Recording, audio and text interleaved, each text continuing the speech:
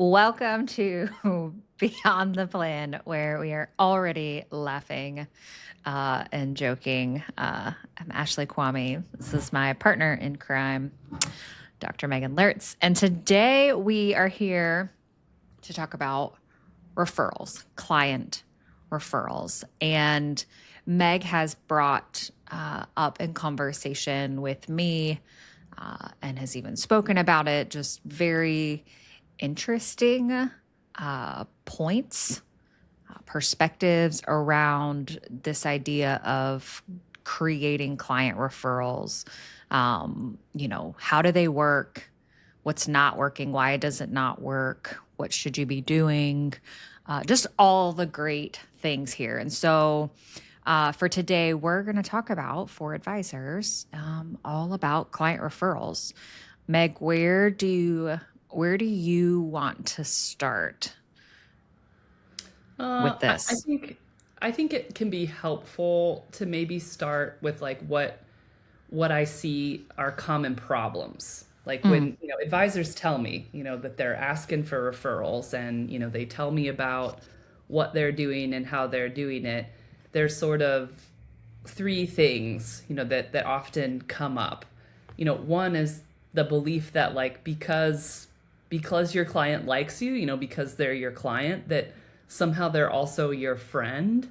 But this, I have like some data. There's a guy named Jeff Hall that's at Kansas State, not Kansas State, KU, sorry, undergrad, Jayhawks. He has done research on like how many hours it takes to be friends with somebody.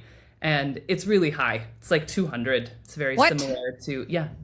That's a lot of hours. His research is really, really funny because what he was looking at was he wanted to understand like what he calls casual friendships, close friendships, best friends, and going like each sort of level. And so like it takes like 50 hours of interaction to be a casual friend. To go from casual to close, it's 90 hours. And to go from 90 hours to like best friend level, you're at like 200 hours of meaningful interaction with this person. It can vary over time. Like once you've been very close friends with somebody for like about 7 years is apparently how long it takes, according to his research and some other. That person can be your friend, is considered a best friend sort of like lifelong. But to put in that time, is really difficult. But for financial planners, like, Kitsis did some research and looked at, how much time advisors spend actually in client meetings. And, it's like 2 to 5 hours, probably per client in a year. Okay. And so like, that's not even casual. You're not reaching like best friend status until like forever. No. And so like, just to like, the idea that because, you do have meaningful conversations with your clients, I get that. I'm not trying to take that away. I'm not trying to say that they're not your friend. I'm just trying to say that you're not the same type of friend, as their friend Bob, who regularly goes to lunch and plays golf or basketball or, comes over to watch games or, I don't know what like men do when they're with their friends, but like, listen, we should not ask that. We should not ask that question. So one of my girlfriends, comes over, we'll have a glass of wine, we'll go out to dinner, we'll go buy shoes, we'll do fun things like that.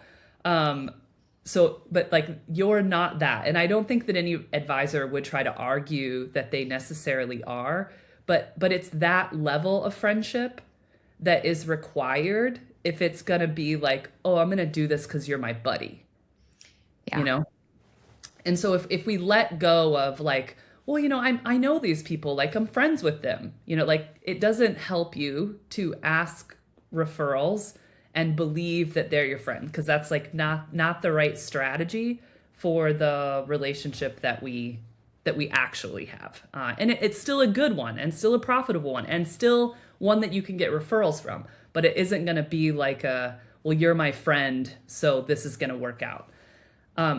Another sort of big thing that I hear people say is, well, I do a really good job.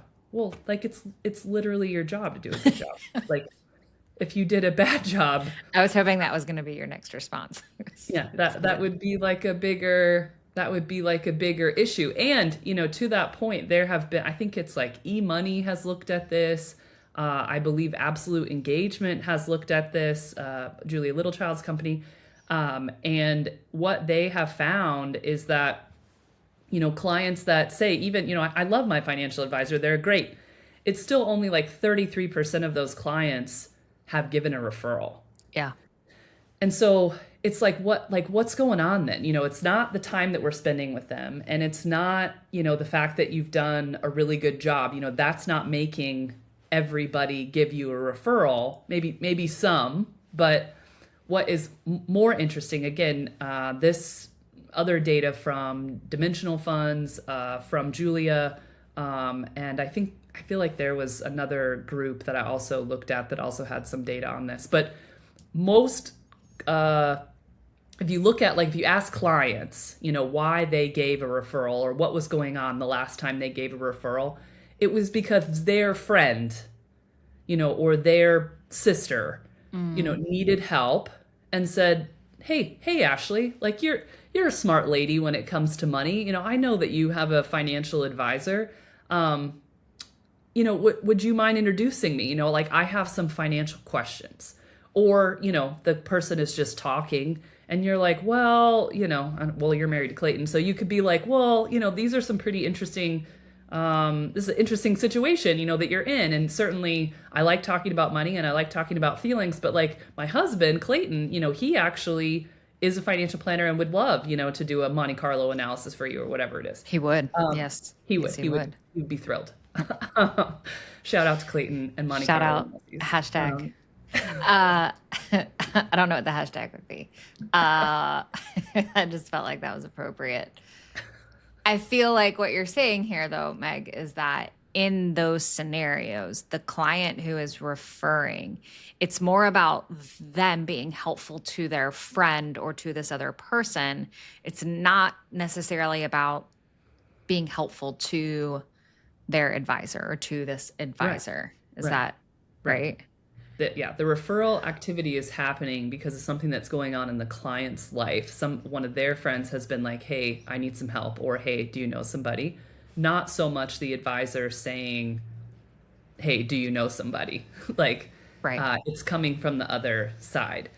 And so I think that that's important to think about or to recognize, because it kind of leads to like the third thing that I see, or that tends to be a little bit problematic when it comes to referrals, is that, believe it or not, advisors are not quite as clear on what they want.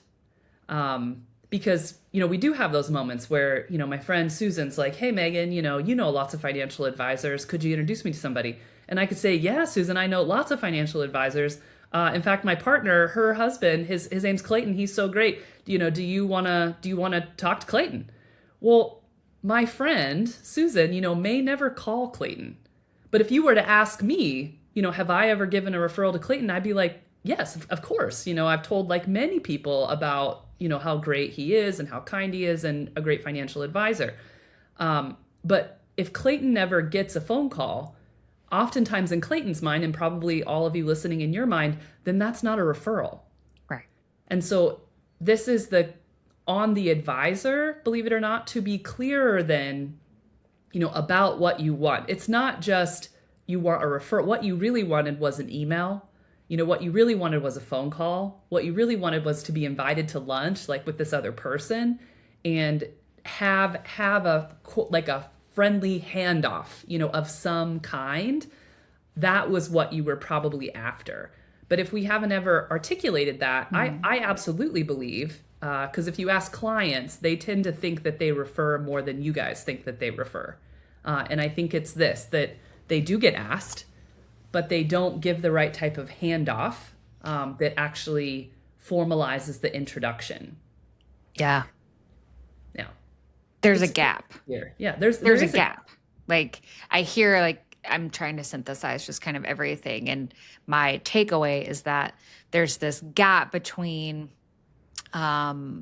satisfaction does not always equate to a client referring. So just because you're good at your job, well, you're supposed to be good at your job. And just because your clients are satisfied doesn't mean that they're going to refer. But then there's also this gap in what a referral looks like, Is. Yeah. has each party defining that. So Right. what a And this, client thinks as a referral may not be the same as what an advisor thinks of as a referral. right. That like eye of the beholder, could not be more Yeah. important in this moment. Like if you're the advisor, you want to be very clear, about what specific thing you want. And it may be different for different things, but if you want an introduction to somebody that your client knows, or if when your client is asked, because they will be, this is what you want them to do, we need to be clearer about that. Now, here I think is like the even more fun part. So this is I feel like I found this in like Dale Carnegie's book, How to Win Friends How to and win friends and Influence influence People. people. Great Yeah. book. I Yeah. encourage everybody to reread that. If you've read it in the past, read it again. Been a Because while. I'll have to dust it off the old I learn something bookshelf. new or remember or think about something different every time I read it. It I really, simultaneously love and hate books like that. yeah, yeah. Uh, Well, I'm just amazed that it's held up all these for years. I so mean, I long. shouldn't Yeah. be amazed that people are It's people and timeless. we've been peopling for a long time, but like still, Yeah. it's pretty impressive how well it holds up. So, in that book, I feel like he talks about what is called the Benjamin Franklin effect. And this was like, been discovered that when you have done a favor for somebody, you like them more even if you don't actually like them was what happened in his case. And so it has to do with like cognitive dissonance. Like Yeah. you're doing this favor for somebody and like I didn't, maybe I don't like them or maybe I only like them a little bit, but now that I'm doing this favor, like I must clearly like them because why would I be doing this? So your brain is like going through this weird like what's going on? Why am I being nice to this person? I guess that I have to care about them at least a little bit. Um, because of this weird phenomena that when you can get somebody to do you a favor, they like you more. We can use this in financial planning. So in the same way that, clients, when they give a referral, they're relying on their social capital. They're putting themselves out there and saying, "My financial advisor is great. You're my best friend. I want you to have great service. Please call my financial advisor." It's your client putting their social capital on the line when they do that. You can also create a situation in which their social capital is being put on the line for you if you ask for a favor. Like when I Hmm. do this presentation in front of a lot of people, there's a moment where I ask everybody to raise their hand, who likes to ask other people for favors. Oh, that's so uncomfortable. Yeah, people hate it. People Yeah. like nobody puts their hand up. Nobody really likes asking other people for favors. But then I say, okay, besides like painting your house, picking you up from the airport, who likes to be asked a favor? And most nobody likes to pick anybody up from the airport. It's like No, but call I like Uber, people. painting. I will pay Yeah. for your Uber, but I will I not. would pay for someone else's Uber. I actually like painting. So Like somebody else's house though. I mean, if it was a fun color. No. Inside though, too. Also inside, not outside. I'm just gonna go with no. Okay. All right. Okay, All call right. Ashley. If you need your house painted, apparently I'm your girl. call Ashley. Call Ashley. Don't call me. I will Yeah. I'll come over with soup And later. and don't ask either one of us to pick you up from the airport. Yeah, We no. will pay for I your will send Uber. you my Uber account. So outside of that, raise your hand if you like being asked for a favor. And Yeah. most people are like, yes, because you feel valued. You feel Right. like, oh, this person needs me, or they want my help, or they value my advice or my fee, whatever. And it feels really good. And we also then kind of like that person because we're like, oh, okay, they're getting vulnerable with me. They're going to, allow me to help them. All right, this feels good. So there's some really important social bonding that happens during favor giving, asking, and taking. Um, and so we can use this in the sense of instead of just straight up asking for a referral, to instead, ask it in the form of a favor. And Mm. also you can use this idea of like being clear about what you want. So instead of just being like, "Hey, my business runs off of referrals. If you ever know anybody, I'd really appreciate a handout." Like again, you can still say that. I would still encourage advisors to say that. But hear this. You could say, "I've had a few clients tell me that they've mentioned my name to somebody, but I found that oftentimes that person doesn't follow up. People don't always like to reach out to somebody that they don't really know. So instead, would you be willing to bridge that gap? And next time someone asks you to copy me on an email to them, or to, invite me out to like whatever the Hmm. situation calls for. But now we've been clear about what we want. We've talked about, that referrals, in sort of sharing the story, that referrals are important to us. And we've also asked in the form of a favor, would you be willing? This is an invitation, Hmm. sort of a way to say, like, would you help me with this? It's like a formula framework here. I like, and this is just how my brain works. And so I like when we piece kind of things together, right? And, I'm very much a big fan of the would you be willing, because it's not directive, it's an invitation. Um, there it puts for the client, they can always say, no, no, I am not willing. I do not Oh, like you. Yeah. no, I do not like you. My wife makes me work with you, uh, and, Don't ask me to pick you up at the airport. and don't ask me to pick you up at the airport either. I like this just kind of framework though around the willingness, but the being clear and the story, right? Piece. Like we want to Yeah. communicate just the story around why it is important, the impact that it has, but also share very explicitly what you would like or how you would like them to go about doing it. Hmm. Yeah. Have So you clear about that. have you found in all of your research deep diving, like when this is done, I guess, like, you know, does it work? Well, in the form of a favor, you could probably say it at, I think, a wider variety of times. In talking to advisors, most commonly they're saying this like maybe after they've done the first financial plan, you've kind of, maybe it's like now we're kind of in monitoring mode, and we haven't been working with this person too long, but we've been working with them for a while, that, we've kind of battle buddied our way like through a few things, and people feel like, okay, back to this idea that I've done a good job and therefore I should be rewarded. There's sort of this idea that when I've done a hard thing, when I've done a good job, I'm going to point it out, and I'm going to use that feeling of having accomplished something to get you to give me a referral. But again, it doesn't really work like that, because if they don't know anybody, that's asked, they're not going to know who to refer to, even if they wanted to refer.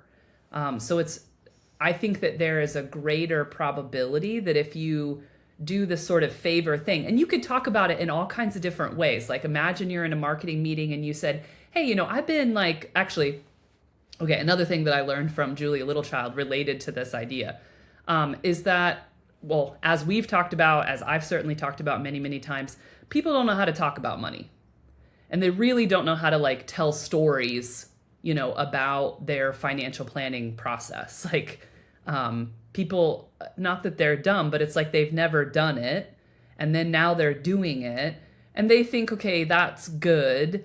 But unless you sort of make them articulate it for themselves, they don't, they don't really have a story. So in Julia's research with absolute engagement, and I can say that they have found that this process does work, that sort of a part of, a part of, well, it could again be a part of any meeting, but it works pretty well in monitoring meetings, to say, hey, I've been thinking about doing some marketing differently, or I've just been thinking about our work together, and I actually, would you mind if I asked you a few questions about it?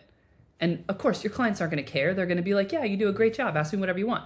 And so you would say, in your words, like, what problem would you say we worked on together? Like, how would you describe what we worked on? And they're going to say, oh, well, I came in 6 months ago and I was worried about, I don't know, sending my kid to Harvard, and you've really helped me to figure that out, and I feel like we're on a really good path towards that. Okay.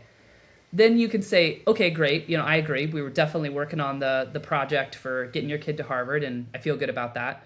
This is, a bit of a follow up, maybe taking it a little bit deeper, but like, how would you describe what we actually did, like to address getting, Sarah to Harvard?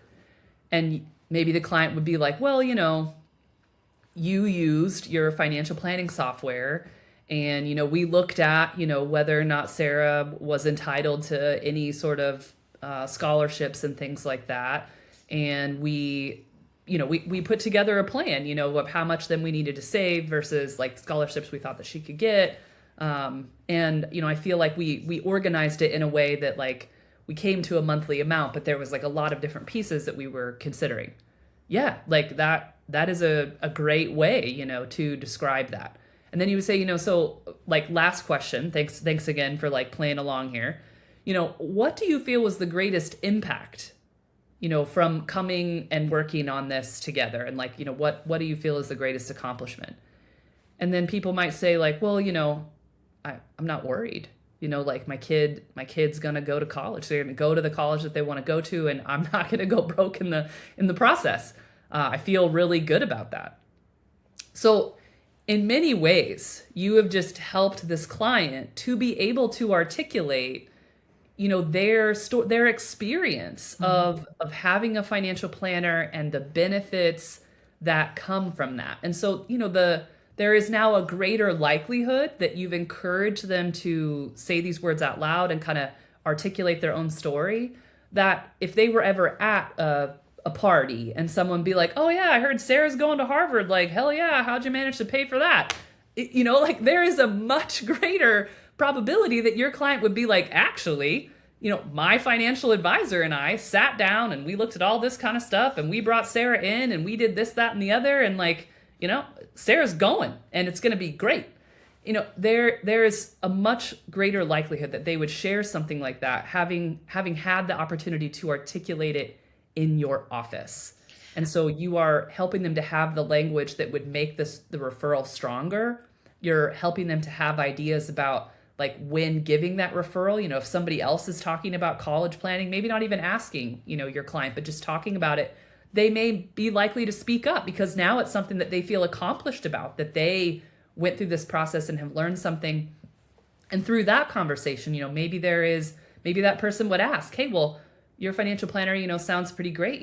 Would you be willing to introduce me? I would, have a couple of questions. So, yeah. I was going to say what I actually really like about those questions that you offered and helping to craft the story is that I'm just imagining being at a party and hearing a friend like say that around this, Sarah is going to Harvard because my financial advisor helped me and they've really given me like the peace of mind and we know like we're not going to go broke. I feel like what sticks to me there is, and what's connecting with me is the peace of mind part, like the psychological benefits of working with an advisor. I think if someone were to say, hey, my financial advisor is great and, man, they sure do know how to educate me on, the returns of our portfolio. And I know exactly where we stand with all of the numbers. I'd be like, oh, that's freaking awesome. But it's not hitting at like the emotional, like psychological piece or benefit as far as why people, seek out financial planning. And so, I think that helping your client, so for those that are listening, like helping your client craft the story is really helpful. Those questions that Megan offered, I think, are fantastic. And part of that really honing in on just the emotional, psychological piece and even saying like, wow, like that's really powerful. Like I didn't, thank you for saying that. I didn't realize that, through our work, like it's given you this peace of mind that you're not going to go broke. And, feel free to go and tell everyone. All of that, but it does land and it connects better hearing like somebody gave you peace of mind. Oh, I want that. Like that lands on It's an me. experience now. It not is. not just a service. And I think that that is really and getting, I mean, okay, so even when people do talk about numbers, oh, my advisor got me a 12% return. Well, my advisor got me 15. We know that people do this, or at least people used to do it a lot more, I think, in the past. But half the reason that they did that, was still for pride. Like there was still an emotion there, and getting at, like, understanding, why those work and how those work, and how they relate to story and how we connect with others, and create compelling narratives for ourselves and with others. I think that it's something that could be added at any time, and doesn't even have to. You don't even then have to go into the referral part. Like, you could just leave it, you Yeah, know do it true. a couple of times. I just want to check in on how we're working together. you know Set it up like that this is just a feedback thing. you Yeah. could you could say it, in the name of marketing. I've been thinking about doing marketing a little bit differently. I've been trying to collect, client stories. Okay, then ask them those questions. Like, your clients aren't going to care.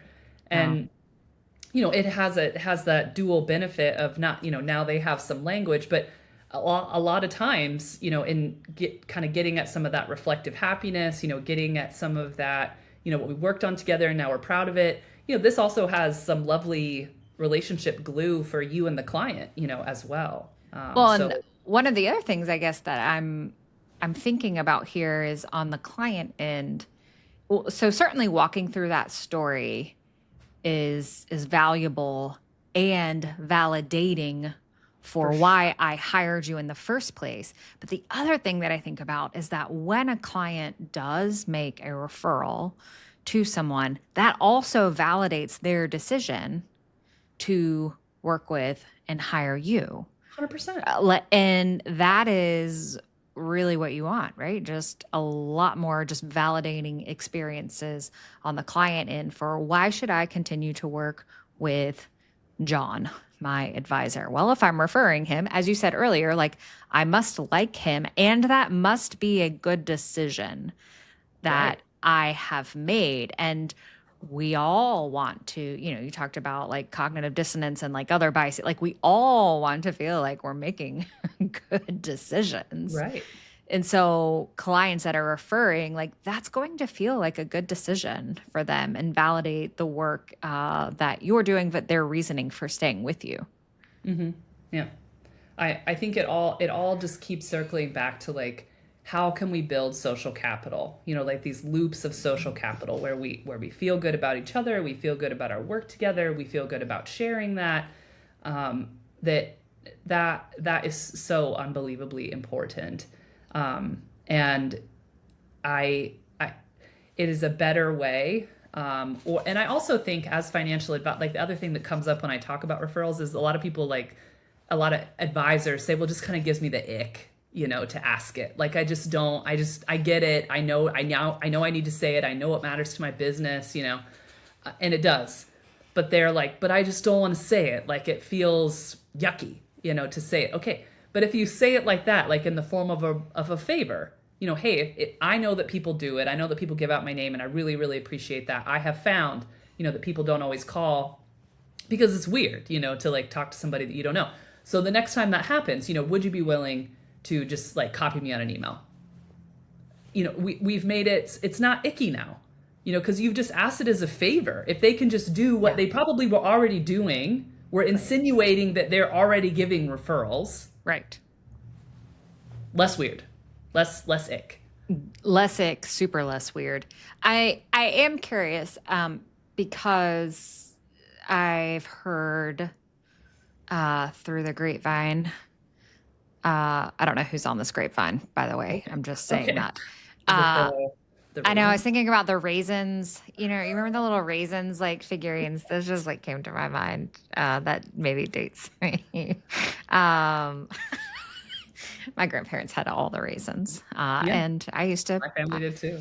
I used to play with them. Motown Because music is the best. oh, listen, we could go on just a whole other rant. Boys to Men. It's my first Oh yes, CD. I forever. question the parental judgment around letting me have that CD in third grade, Too late. but I made it. I made it through. I am curious. Are there certain clients who are more likely to refer? And, I know we went Women. off on a little tangent there, but like I'll hear advisors like, well, some clients just won't like refer, or only certain clients. So you said women. Tell me a little bit more. Who's more likely to refer? Women are more likely to refer if your client has been referred.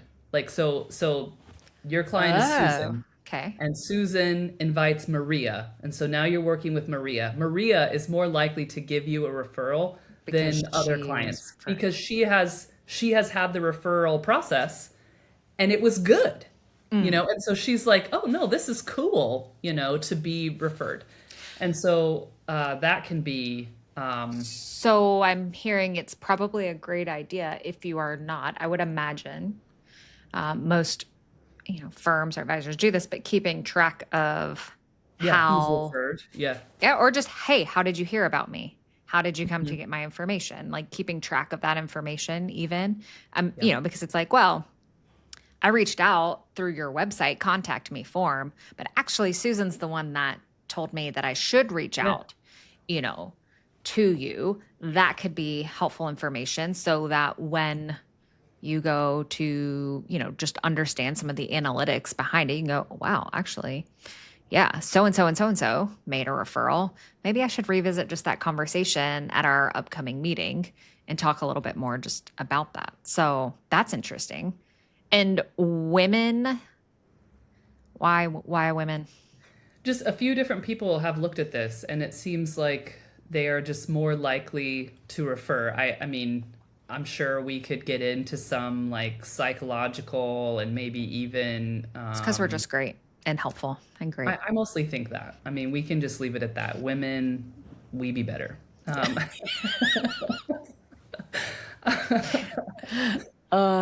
Yes. Yeah. We should put Yeah, that on a women shirt. tend to refer more, but women tend to ask for help more.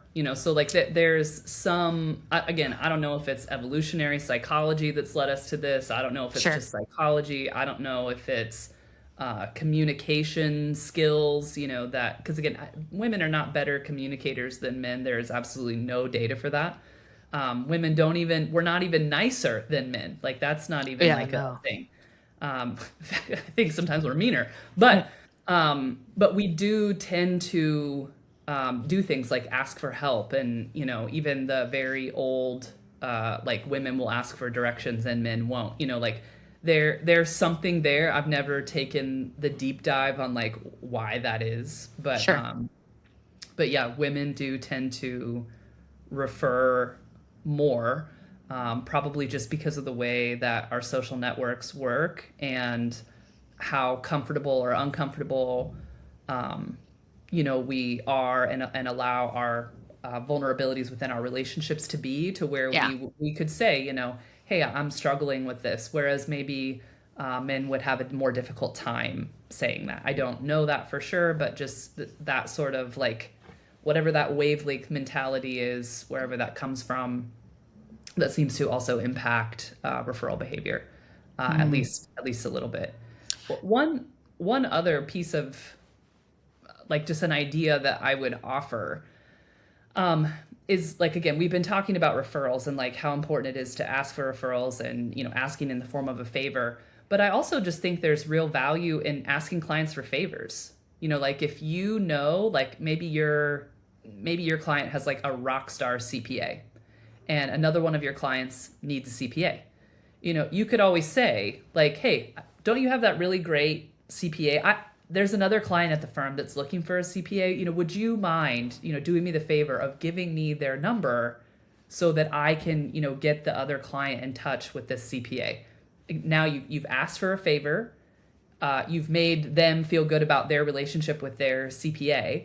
But in doing this, you are showing that in this firm we ask each other for favors. Like Mm. you're demonstrating the behavior that like you would want them to do, because there very well could be a day when they come to you and say, "Hey, I had a friend, who asked me some stuff. I'm not even quite sure, how much money they have or if they would be a good fit, but would you do me the favor of talking to them. So if we sort of mirror, or not mirror, but like we do the thing, we ask for the favors, people are then more likely to be like, oh, they asked me, I can ask them. Like now it becomes like this sort of reciprocal thing where because you've done it, they feel that they can do it. We've sort of normalized this behavior.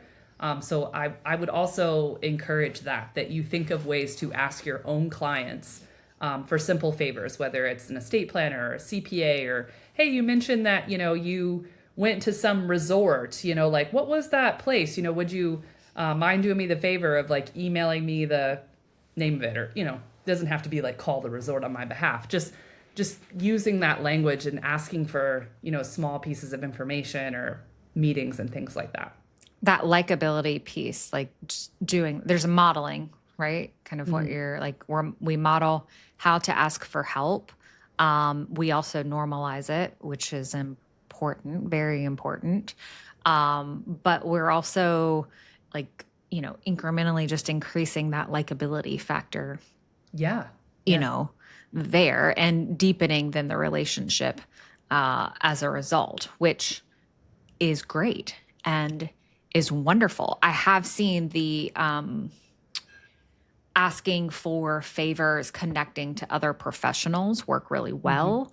Yeah. But also, like, I know Clayton has asked clients for, he would probably call it information. But it is a favor of, can Yeah. you send me the information Yeah.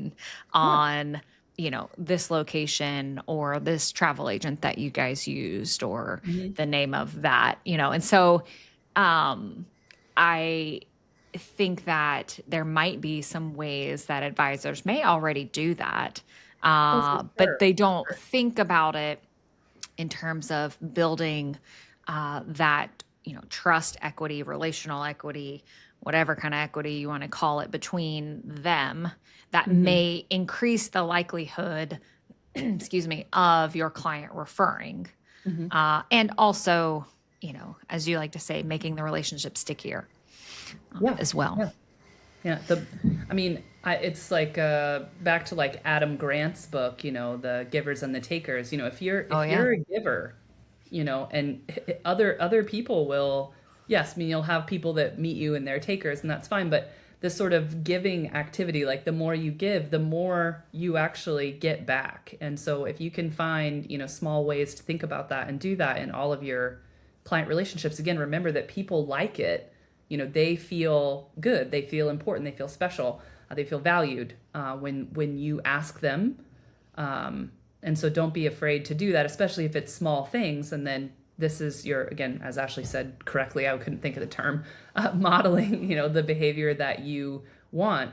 I think that's great. And then when you ask for a bigger favor, for the actual, referral type favor, it's not going to be as weird. This is already a part of our relationship. This is already a part of how we talk and, connect our networks for the betterment of everybody at the firm.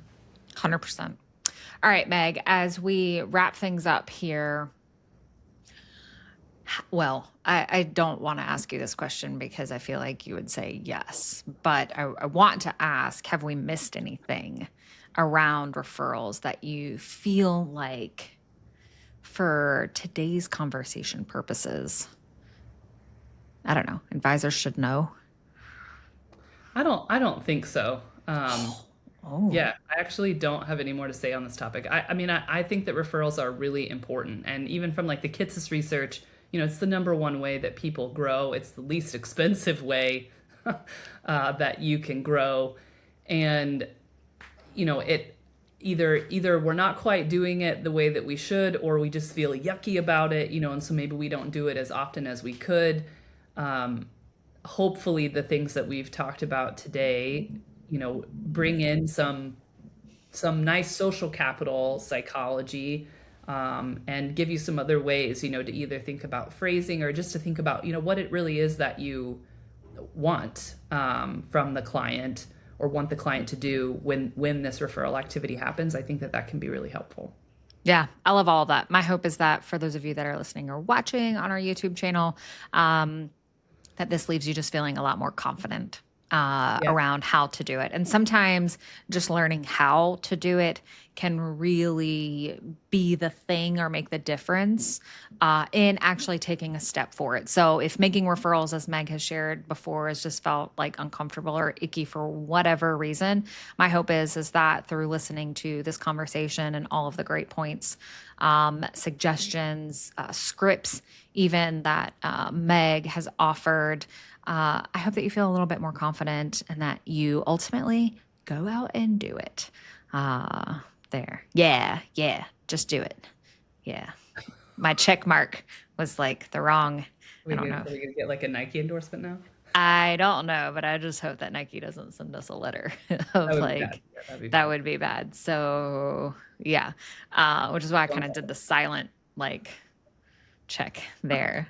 Thank you to all of you for tuning in, for listening to Meg and I. This is another episode of Relevant and Relational. I think that's what we're calling this series now. So can Yeah, we, yeah, relevant and relational. Yeah, I think we should just go ahead and like name it. name it Name it. So we relevant and relational. relevant and relational is what we've been calling the series that we've been kind of putting out here. So thank you to all of you that have been out listening, and we'll see you guys next time. Peace.